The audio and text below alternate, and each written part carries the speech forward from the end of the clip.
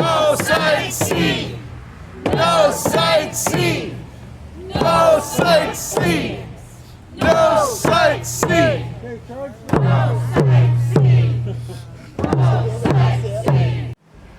Kessler Squamish, Stewart to Musgrave, Gyuchtamas, Whitlam, make it non Wakolas, Cornala. Woo! Who wants to translate?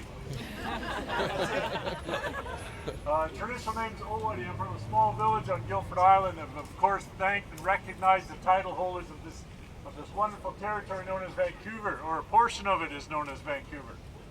But it is with great happiness that I come to support yet again, to stand in clear opposition to the Site C dam. This project must not go through. This is what we must stand on. It is time for the environmental concerns to be front and foremost in guidance to the governments and the decision making that they have. There's no need for Site C, and it's time that the provincial government take the wax out of its ears and start to listen to British Columbians and really truly meet the needs of all our people, not a select few that are a part of a corporation of sorts. We've had enough now of the lip service that the provincial government is giving First Nations time and time again. There are very clear Supreme Court of Canada rulings that the government decides, willingly and knowingly decides to disregard. And for me, this is one of the biggest and most utter failures of democracy here in Canada.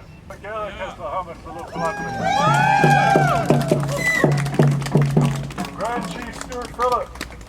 Being the president of the Union of BC Indian Chiefs, and I'm proud to say that the Union of BC Indian Chiefs has stood in full and complete solidarity with the Treaty 8 people, with good people of the Peace Valley, in their staunch opposition, their vehement opposition to this ill-conceived proposal known as the Site C Dam.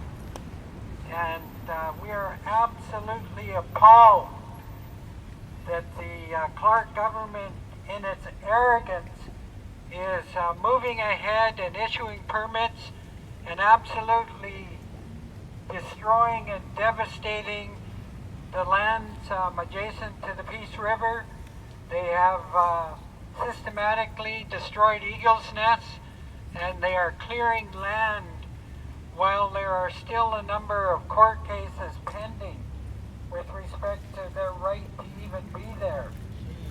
And we, as the good people of the Peace Valley, the Treaty 8 people, and all British Columbians need to stand up in opposition of this ill-conceived proposal that harkens back to the 50s and 60s. We suggest to the Clark government that they're completely out of touch with the times, and now is the time when we should turn our backs on these ill-conceived, destructive, large-scale hydro projects that completely obliterate and destroy river systems that have been there for thousands upon thousands of years.